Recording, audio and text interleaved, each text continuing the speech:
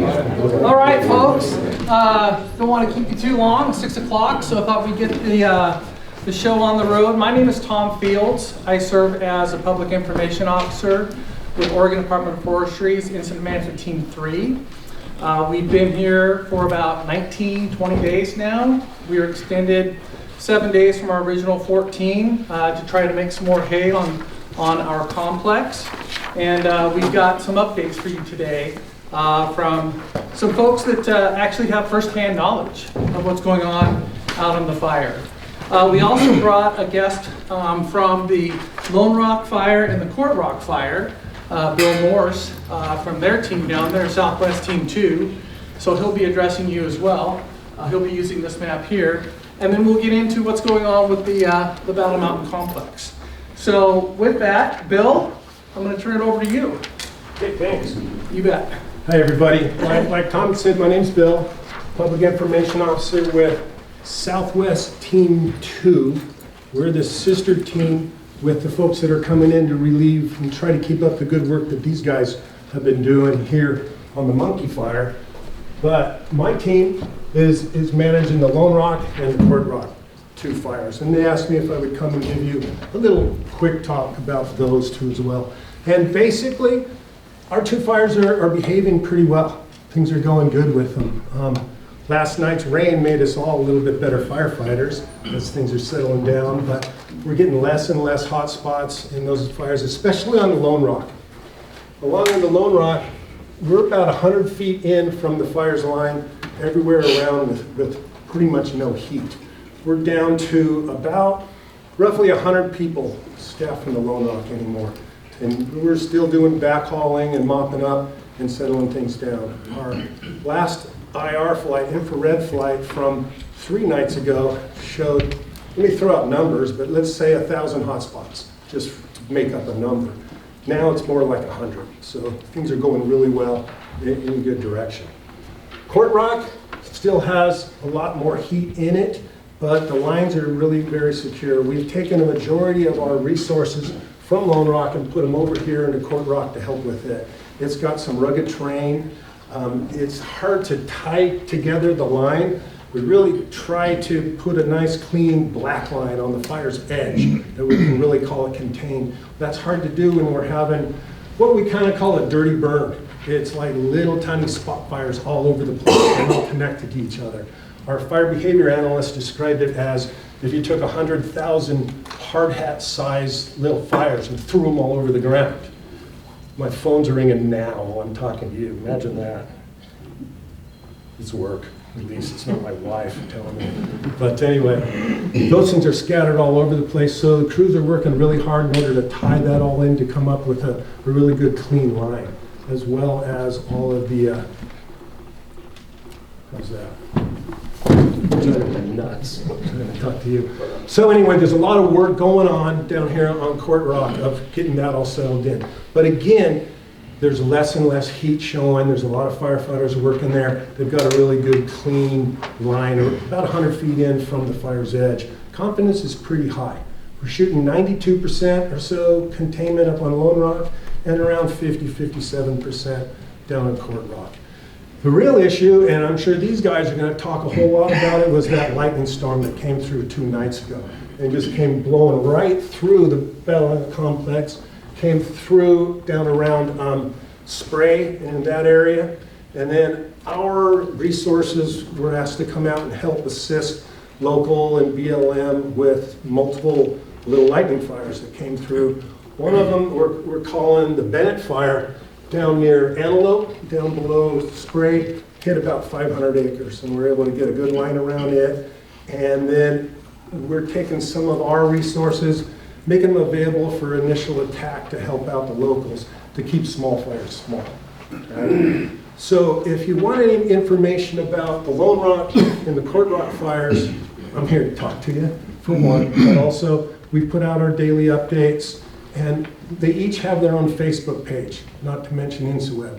On there, our daily update has all the contacts, has email addresses, has phone numbers, and we've been putting up a lot of videos about the fire and about the things that are going on. So Any questions, anything I can do, I'm here just to talk with you folks about the other two. But really, this is about the Monkey Fire and the Battle Mountain Complex, and we're here to help. And the last thing I'll say is you're going to be in really good hands with those folks from the Southwest area Incident Management Team 3. They're good folks. I've worked with them many years, and they'll take good care of your land. Thanks for your time. The responsibility on the Lone Rock Fire, was there, where did it start? Up near Lone Rock, near the Whose property? I can't really. What time of day did it start? Can I check that and get back to you on all of Okay. that? If there's a responsible party and when it started, It's you know, I watched it. We are a landowner that got burned pretty good Oh, Jeff on that fire. took a hit. And I'm just going to track it and see if there was a responsible party for this. Somebody's going to have to stand up. It's You know, definitely, Our suppression taxes on our assessment has gone sky high, you know, and it's not very favorable for our operation. and sir, that's part of why we've got so many folks here, representatives from the forest, representatives from the different agencies that were here at that time. So, I know, I mean, all I can say is that I had 2 cats on it. the Lone Rock Fire's cause is under investigation. Law enforcement is working on that, and they make sure that I'm not at the liberty to discuss the cause. Now, down here at Court Rock, that was caused by lightning.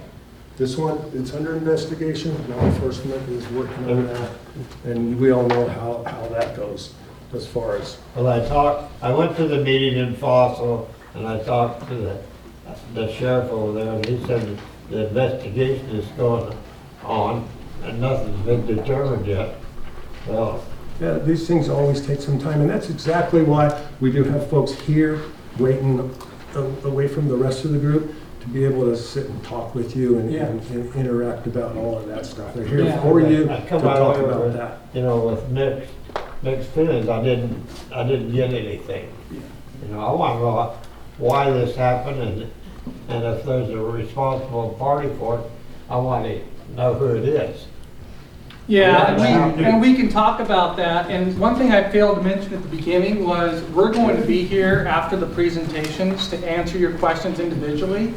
So we do have folks that are from the area. We're fortunate to have Bill and his team come from Southwest down in Arizona. They're not familiar with the start of the fire, but we do have folks that might be able to talk to you after the presentation. Okay? Yeah, sounds good. Okay, thank you. All right, so let's move on to our next guest speaker, Doug McKay from here on the Forest. Doug, you want to come and address the community? Yeah. Good evening, everybody. Thank you for coming. Appreciate the sacrifice you made to leave your families and stuff and come here, learn what you can. It's hot in here, so I wish I could make it cooler. Very good questions. Appreciate those. Yeah. I don't know, but it's my understanding it started on private. I get involved when it gets on the green part up here. So up on the Heppner district. I do know that OEF is leading up that investigation, and I understand about the taxes. There's a lot of discussion about that. It's hard to be assessed that kind of money. And You know, there's a lot of work to be done still, you know, yes, sir. up there. You know, he's been up there, he's been pushing line for a week now. Well, if it hadn't been, I'll tell you this, if it hadn't been for the good work of the local landowners, the people that know the ground up there, I never would have caught that fire where they did. So all of you are here who participated in that, thank you. I'm here to kind of talk about low fires, and so. Now, we're talking about the Lone Rock Fire, that's the one that, Yes. The only Did on places, our ranch up there. And, you know, we made it, we got a lot of things to do to get through the rest of the summer, you know. We moved a lot of livestock around, we hauled water, we hauled hay, we pushed line. You know, we had 2 cats on it for a while, then one of them's at Tupper now, and that one of them's back at, we got to check a hot spots. He's been checking hot spots every day and getting some, improving the lines. good, thank you, because we need it. And I'll be here to talk afterwards if you want to talk some more. And that's, I want to talk to you. I don't know if I'm going to let, recognize that everyone else is here. U.S. Forest Service has been here in the town of Heppner for 118 years. We have been part of this community. We are part of the community. When these fires break, people, longtime Heppner, Ione, you know, folks from around this country, those are the employees we have, and then that's who responds. And you probably ran into Tim Collins out there, and Brian Spivey, and Jeremy Wilson, and other folks like that, Brad Laver. We take it very seriously because this is our home. These are, and our job is to serve all of you. The way our agency prioritizes our values at risk is it's human life, it's y'all's life. It's property, which means your property too. And then it's our resources. So we'll always try to make our decisions based on what's going to protect your life, your property, over some of the things that maybe a timber sale that we want to get out. So in Lone Rock, Philadelphia, it's a large fire, about 137,000 acres, about 20,000 of that is on the Heppner Ranger District. That's the really heavy timber part of this, and that's one of the places where it's still burning, which means that for the next 60 to 90 days until we get out of fire season, that's where the biggest risk of something rolling out of there is. So we'll be needing your help to make sure that stays on that. It was up there last night till 10 or midnight. That one cat was. Yes, sir. And then the other fire, which started in the lightning bus after this one was going for a week or so, started off as, I don't know, 3, 4, 5 fires. Almost every one of the lightning strikes that hit ignited a fire. There was an Owens, a snake, I think there was a double snag over here, there was a Monkey Creek, and a boneyard, and they've all kind of grown together. They call them Battle Mountain now, complex. But about 60,000 acres of the Umatilla National Forest is on fire from that, and about 55,000 acres of that is the Heppner Ranger District. So when this started, our engines were down in the Gilman Flat area doing point protection on structures down there in Grant County on those homes. Very quickly, when it started to spread, we saw that there was huge risk to the communities north of there, like Pinland Lake and Custard Park and Blake's Ranch, and actually Heppner too.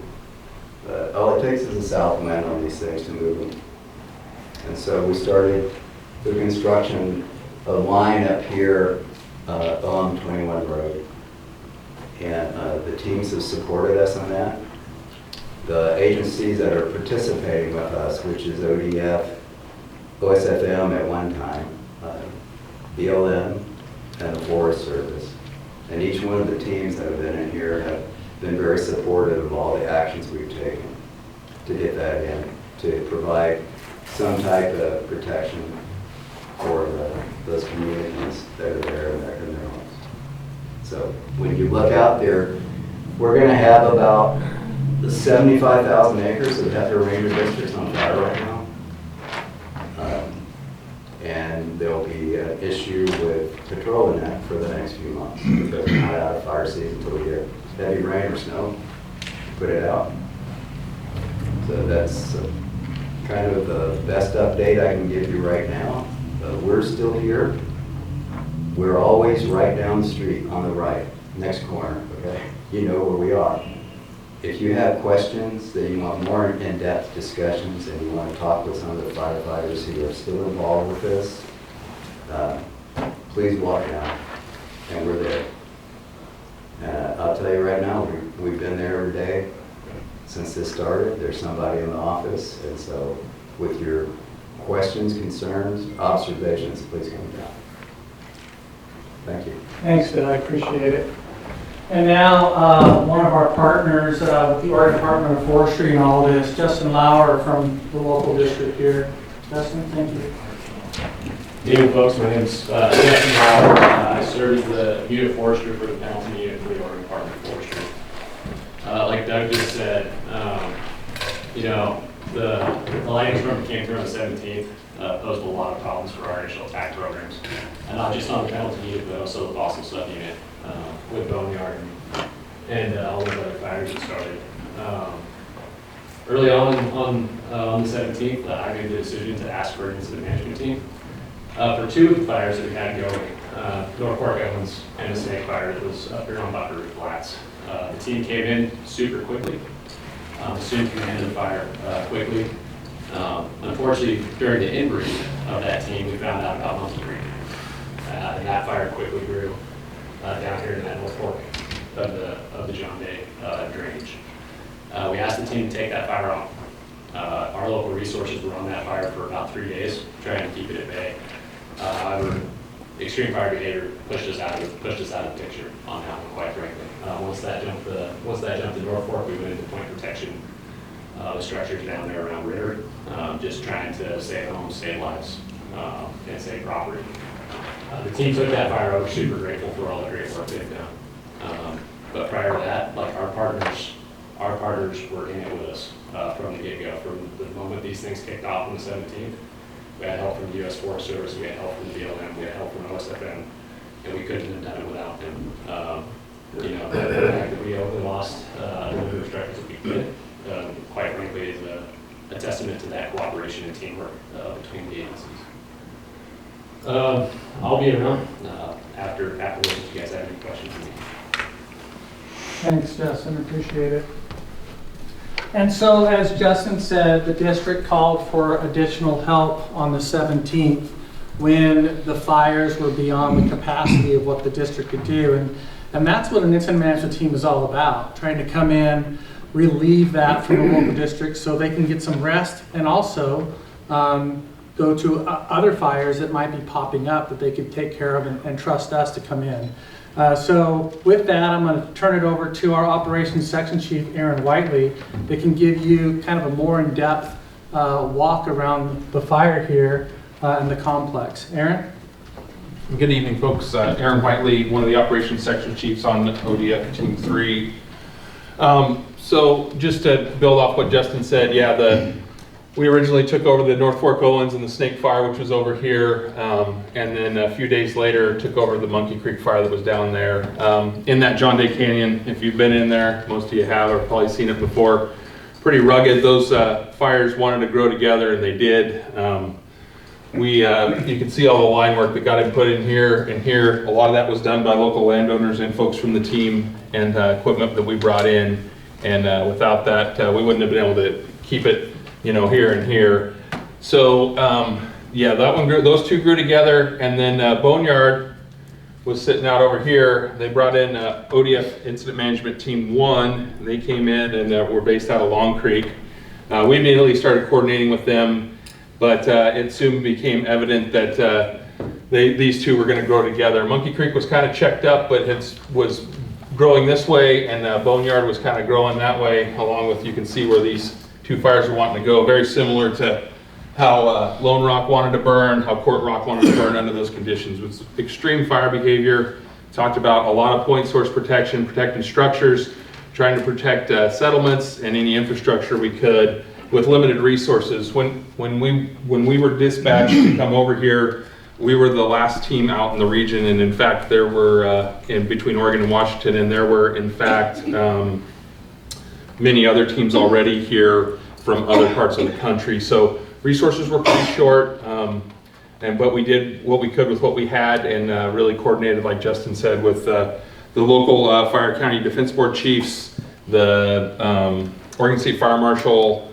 the Forest Service, the local districts, as well as Oregon Department of Forestry, both districts, Oregon Department of Forestry covered here. So it turned out pretty good from that aspect for the limited amount of resources.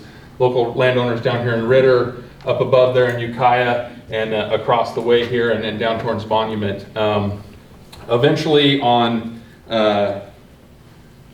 the second, Team 1 timed out. They asked us to stay, so we took the entire Monkey Creek fire over from them on the second. So we took, this was called Zone 1 over here, the kind of the boneyard piece. And so we've had that since, still making really good progress. This portion was kind of actively burning up until the ODF IMT1 left, but they got some lines in and we've been successful in holding them still. So we're looking pretty good. But for today's update, we'll just start over here on the west side. Division Alpha is looking really good. That's mostly in a patrol status. Still some hazard trees to mitigate, things like that. Still patrolling, looking for spots, anything like that. And then the lightning was mentioned earlier. There was one new lightning start up in here last night, and we'll continue patrol. If you saw the lightning map, there were hundreds of strikes within the fire area and just outside of it.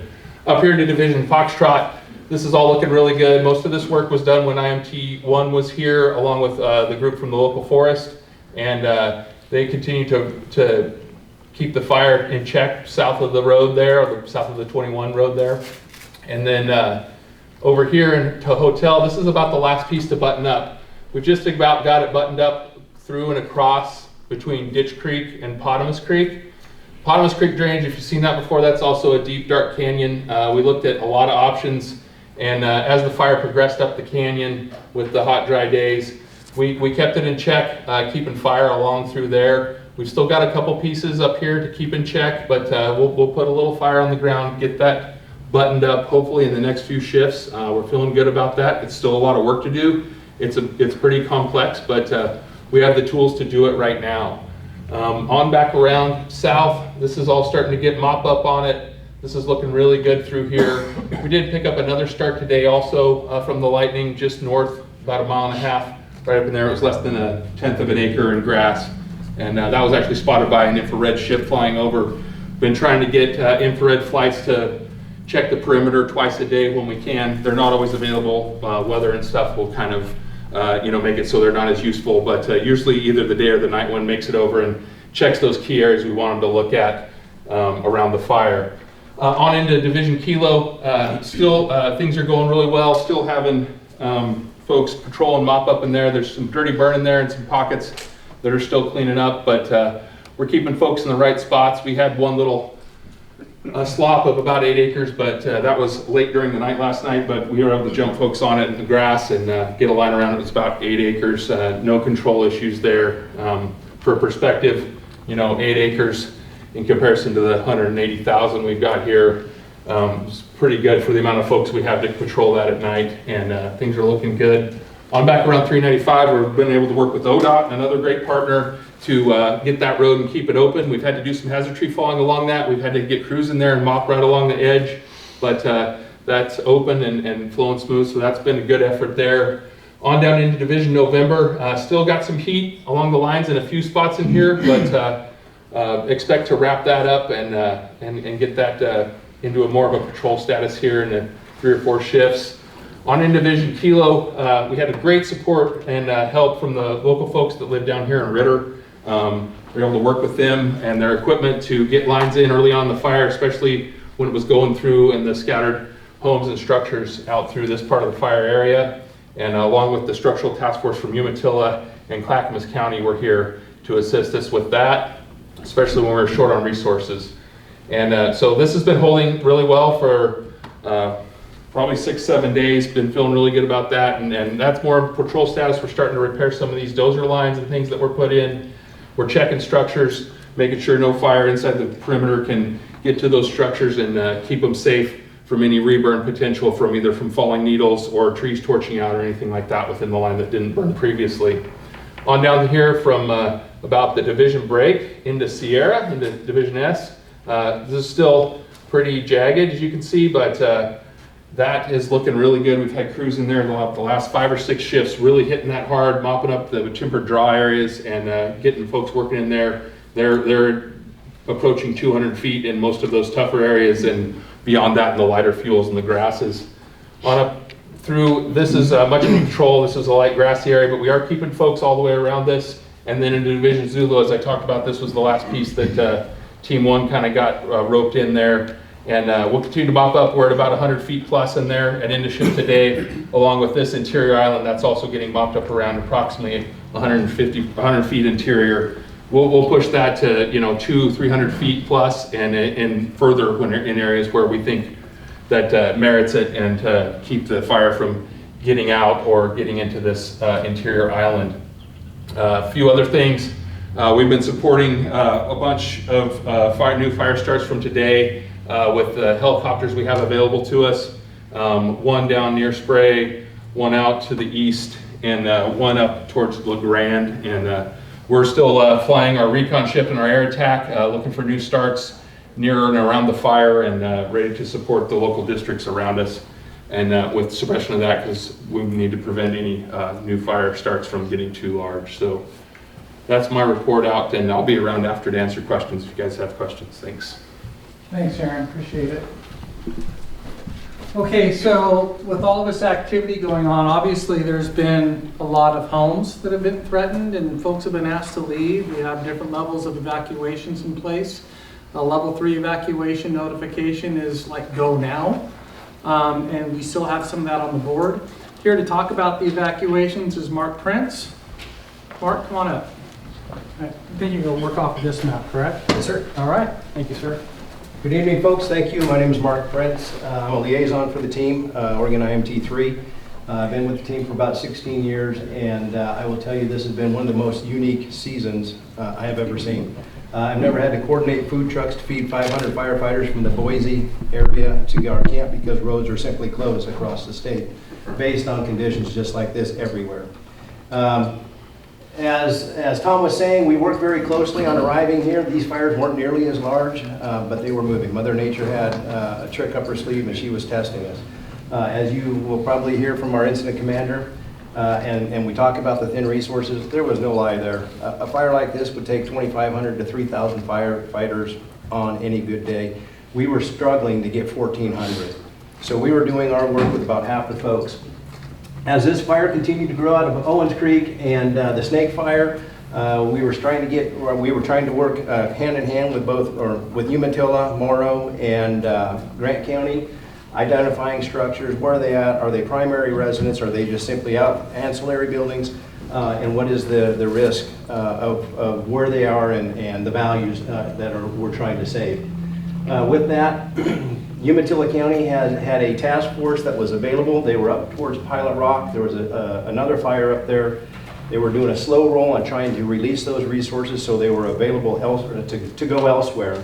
And they came down to help us. And as they were mentioning, we had a Clatsop County, which is from the coast, a Clatsop County task force and a Umatilla County task force that were staged here, and they started to go down and do point protection on some of those homes. They did a fair number of it along the North Fork Road, and then they hop, skip, jump down into the Ritter area.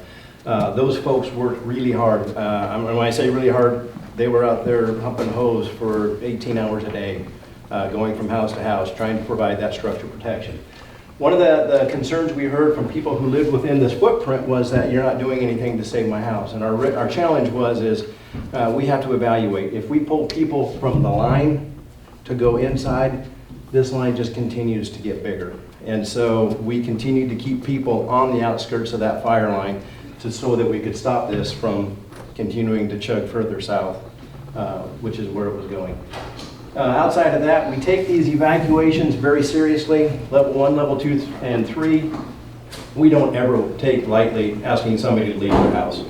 When we get into the Level 3 status, especially with the resources we have, if they chose not to leave, there's a risk that if something happened, we could not get back in there to effect a rescue on them.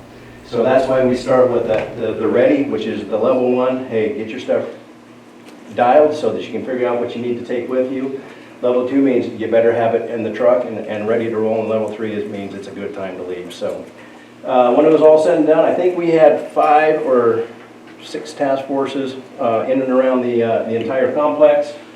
They continued to work in and around the area monument, back and forth, day in, day out. There were times where they got pulled back out of camp to do what we called surge help, because the fire was starting to come back down into the populated areas, and did protection along the Highway 402 there. So with that, I'll be in the back corner here if you have any questions about the evacuations and how they were done. I do want to compliment Morrow County, Umatilla. We meet every morning on the phone at 9 o'clock. Aaron gives them the same presentation that he just gave you there, and they make the decision on whether or not we increase or decrease those levels of evacuation. So that's done on a daily basis. Right now, we're just kind of in a holding pattern until we see what the lightning results were and what the wind and sun's going to do. So thank you. Thanks, Mark. And then to round us out tonight, we have our incident commander from Team 3, Tyler McCarty. Thanks, Tyler. Good evening, folks. So it's hot in here, so I'll be brief, so we can get your questions answered and you can get off to dinner. And one of the things about being the incident commander, you always talk last, and so everybody in front of you usually talks about what you're planning to talk about before you come up. But Mark kind of briefly mentioned it. You go back to the start of this fire, and I've been fighting fire in Oregon for 25 years. I was born and raised in Oregon, and I've spent my entire career working for ODF, and now work for an association over on the east side, working directly for landowners, providing fire protection in Coos and Creek counties. And in those 25 years, I haven't seen an event like we're dealing with right now. There was literally fire scattered from the far southwest corner of the state all the way up to the far northeast corner of the state. We were at a PL level 5 right off the bat, which means it's a planning level nationally. It starts at 1 and goes to 5, and if you're at a level 5, it means there are very few resources available nationally to help with the firefighting effort. And so that's probably the earliest I've ever seen it. And so that was one of our struggles, like Mark mentioned. Normally you'd have about 3,000 people on a fire like this. We had about 1,400 for quite a time, and it took a while to get to that point as well. This is also historic in the fact that there was 2 ODF teams on this fire. There's only 3 in the state of Oregon, and we had 2 of them on this Battle Mountain complex. I want to compliment Doug and his folks, and Justin and his folks. You got some really tough firefighters here locally, and they've done a great job from the get-go before we got here, and they've been helping us ever since we got here. This piece of line up in Alpha, and then going across in Division Foxtrot was key, and they did the majority of that workload because we were getting resources from elsewhere. So I really appreciate the help from those folks. The other thing I want to mention is Oregon's firefighting system is called the Complete and Coordinated System, and it starts with the local landowners and the efforts that you guys do to help us out. You guys know the ground, you guys have equipment, and you guys show up to help. And that goes all the way up to the federal agencies, the BLM and the Forest Service, and every agency in between. We all come together to try to keep these fires as small as possible. I'd like to thank you folks for allowing us to come into your community and help. We're going to be going through a transition here soon. As was mentioned earlier, today's day 19 for us. Typically we do 14 days and we're off. My team volunteered to stay longer, and we max out at 21 days. And so in 2 days we're going to be out of here. But tomorrow we're going to be in briefing Southwest Team 3. And they'll be shadowing us for 2 days, right, so that they can gain all that knowledge that we know. They can get to know the lay of the land, and so when we hand this over to them, they're going to be making the same strides that we've been over the last week. And so, yeah, we'll be around to answer questions afterwards, and won't leave until all your questions are answered. Tyler, can you elaborate where those 1,400 people came from? They came from everywhere. We've got folks from Hawaii. We've got 29 now states represented on this fire. So from the far northeast corner of the United States all the way to Hawaii, folks are here to help. We even have CAL FIRE, which I've never seen in my career, up here helping. So it's truly a team effort across the whole country to wrangle all these fires in across the state. Can I just ask one quick question? Absolutely, ma'am. Have there been very many structures lost? Mark would have the answer. I think we're up to 7 primary residences and 10 outbuildings on the Battle Mountain complex. I believe that's correct. Any other questions? Bob? All right. Thanks, folks. Go ahead. All right. Yeah, in general, I guess these are general questions. What's the outlook for opening up the 53 road from Heppner through to Ukiah? Doug, Any prognosis on that? Okay, can answer. you want to come on up, Doug? Yeah, I'll come up to the front. Well, that's a decision that Eric Watford, our force supervisor, will make, and we're having those conversations right now. I don't think it'll be too much longer. Yes, sir. Anybody from ODF and W here? Any input on the impact on the upcoming archery and other hunting seasons into November? I don't see any. There's no one from ODF&W here. Thank you. Okay. Anything else? Okay. Is the lack of resources that you would normally have more, is that because there are so many fires in this country, or because agencies are having difficulty hiring? Well, that's a really good question. So I see that you read the news and Oh, no, I just- probably talk to people. Yeah, well, that is a little bit of it.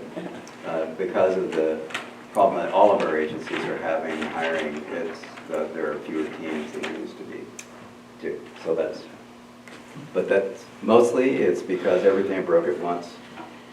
The fertilizer hit the fan all at once, and that was the... There were 2 structured task forces coming from Utah. They made it into the state of Oregon and were requested to go back because of fires that were happening back in Utah. Okay, all right. Hey, folks, thanks again for coming. We're going to be here, all right? We've got representation from several different areas around here, from the Forest Service, ODF, BLM, a lot of bodies in the room. Got some maps around. If you want to talk about evacuations, the big map of all the fires here and here. And then we've got the operational map for Battle Mountain, as well as one behind Tyler and Aaron there, same map. So if you have some specific questions about where you are and moving forward from here on out, we will be here. So thanks for staying. Excuse me, my name is Thomas Wolf, and I represent the Lake Penland Association of Landowners, and I want to give a shout out to everybody. The Lake Penland Owners Association truly appreciates the help that the Heppner district did around the lake and the planning. Steve and the sheriff, John Bowles, really kept us informed, was there every day, and we truly appreciated lowering our anxiety levels, and we continue to appreciate. But boy, the fighting that's been going on and the work that's been done, truly appreciated, and I was asked to pass that on. Thank you, everybody. Thank you, appreciate that. All right, folks. I've got one thing. Oh, come on up, Sheriff. And I'd like to just echo what Tom was talking about. We've been on this fire since the 13th of last month, and we worked with a number of different agencies and leadership, and they've all been outstanding to work with. So we're getting a lot of help from everywhere on these fires. So thank you guys. Thank you, appreciate that. Good? Okay. All right, folks, thank you, appreciate it.